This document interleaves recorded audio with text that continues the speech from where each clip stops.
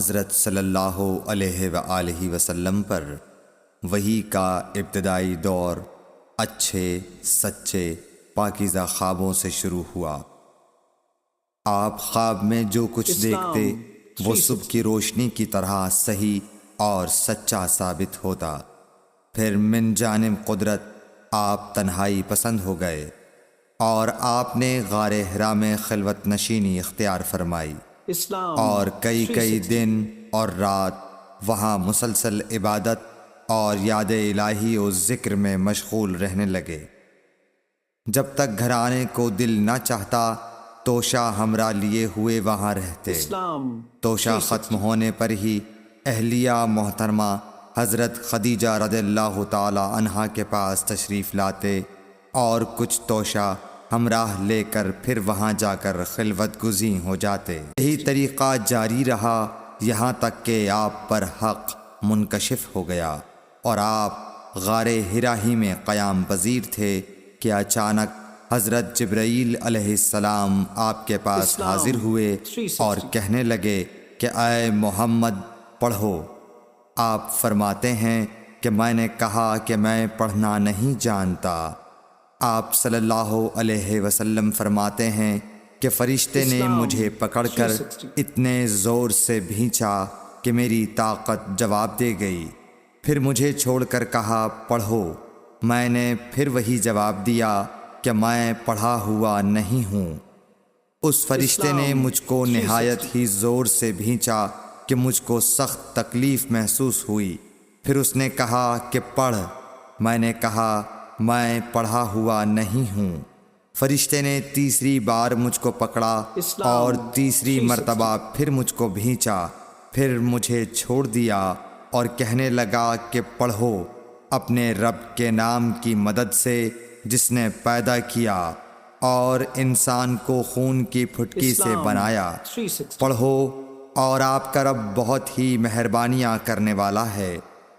بس یہی آیتیں آپ حضرت جبرائیل علیہ السلام سے سن کر اس حال میں غار حرا سے واپس ہوئے کہ آپ کا دل اس انوکھے واقعے سے کانپ رہا تھا۔ آپ حضرت خدیجہ کے ہاں تشریف لائے اور فرمایا کہ مجھے کمبل اوڑھا دو، مجھے کمبل اوڑھا دو۔ لوگوں نے آپ کو کمبل اوڑھا دیا۔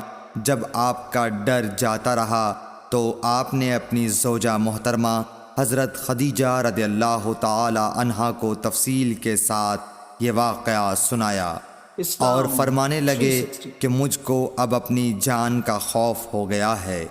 آپ کی اہلیہ محترمہ حضرت خدیجہ رضی اللہ تعالی عنہا نے آپ کی ڈھارس بندھائی اور کہا کہ آپ کا خیال صحیح نہیں ہے۔ اللہ کی قسم آپ کو اللہ کبھی رسوا نہیں کرے گا۔ آپ تو اخلاق فاضلہ کے مالک ہیں۔ آپ تو کنبہ پرور ہیں، بے کسوں کا بوجھ اپنے سر پر رکھتے ہیں، مفلسوں کے لیے آپ کماتے ہیں، مہمان نوازی میں آپ بے مثال ہیں اور مشکل وقت میں آپ امر حق کا ساتھ دیتے ہیں۔ ایسے اوصاف حسنہ والا انسان یوں بے وقت ذلت و خواری کی موت نہیں پا سکتا۔ پھر مزید تسلی کے لیے حضرت خدیجہ رضی اللہ تعالی عنہا آپ کو ورقہ بن نوفل کے پاس لے گئیں جو ان کے چچا زاد بھائی تھے اور زمانہ جاہلیت میں نصرانی مذہب اختیار کر چکے تھے اور عبرانی زبان کے کاتب تھے۔ چنانچہ انجیل کو بھی حسب منشائے خداوندی عبرانی زبان میں لکھا کرتے تھے۔ انجیل سریانی زبان میں نازل ہوئی تھی، پھر اس کا ترجمہ عبرانی زبان میں ہوا۔ ورقہ اسی کو لکھتے تھے۔ وہ بہت بوڑھے ہو گئے تھے، یہاں تک کہ ان کی بینائی بھی رخصت ہو چکی تھی۔ حضرت خدیجہ رضی اللہ تعالی عنہا نے ان کے سامنے آپ کے حالات بیان کیے اور کہا کہ اے چچا زاد بھائی، اپنے بھتیجے محمد صلی اللہ علیہ وسلم کی زبانی ذرا ان کی کیفیت سن لیجئے۔ وہ بولے کہ بھتیجے آپ نے جو کچھ دیکھا ہے اس کی تفصیل سناؤ۔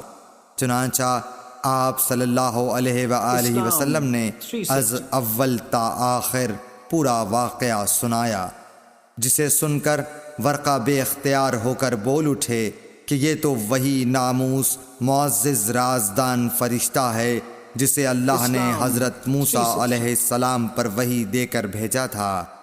کاش میں آپ کے اس عہد نبوت کے شروع ہونے پر جواں عمر ہوتا، کاش میں اس وقت تک زندہ رہتا جب کہ آپ کی قوم آپ کو اس شہر سے نکال دے گی۔